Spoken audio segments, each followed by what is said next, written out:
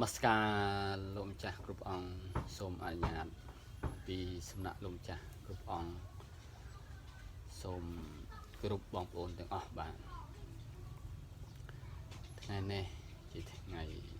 ទី9ខែ1គ្រិស្តសករាជ2526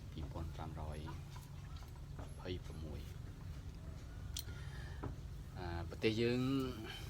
ឃើញថាបានចាប់ជនឆោបបោកលំដាប់ VIP ពិភពលោកបាន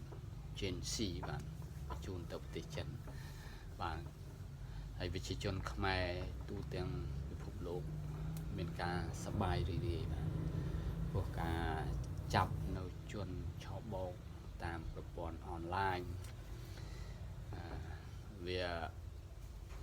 ធ្វើឲ្យប្រជាជនលើពិភពលោកហ្នឹងគឺมันអស់លុយมันធ្លាក់នៅក្នុងលបែងបាទហើយបងប្អូនយើងដឹងហើយថាតាមទេមករហូតទៅដាក់លុយមានរង្វាន់ចាត់រង្វាន់ច្រើនខ្ញុំធ្លាប់ប៉ះដែរចាប់រង្វាន់ចាប់អីចាប់លេខប៉ះទៅហើយហៅយើងទៅជួបទៅអីទៅនៅក្នុងលើមុននៅសៀមរាបយើងបាទតើបានកំពុងទៅដោះគោកំពុងទឹកដៅមួយទៅរហូតទៅទិញ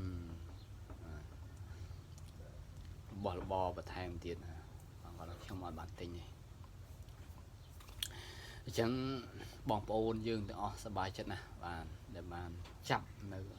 មេអក្រិតកម្មបាទជនឆក់បោកបាទធ្វើឲ្យបងប្អូនយើងសប្បាយចិត្តបាទហើយកាលឯនៅបាទភ្ញៀវក៏បាទរអាលដែរបាទហើយយើងអ្នករស់ស៊ីក៏លំបាកដែរពីមុនមកបាទលក់ដូរឌុបភ្ញៀវថតរូបហើយតាក់ស៊ីតាក់អីក៏มันអាចបាទมันមានភ្ញៀវឌុបអញ្ចឹងដំណឹងនេះគឺដំណឹងដ៏សប្បាយរីករាយបងប្អូនយើងបាទដែលបានឮដំណឹងមកថាចាប់បានហើយបញ្ជូនទៅប្រទេសចិនបាទវិញហើយបាទអញ្ចឹងខ្ញុំក៏សប្បាយចិត្តខ្លាំងណាស់ដែរបងប្អូនបាទហើយវីដេអូនេះមានតែប៉ុណ្្នឹងឯងបងប្អូនសូមថ្លែងអំណរគុណដែលបានបងប្អូនតាមដាននៅវីដេអូនេះបាទ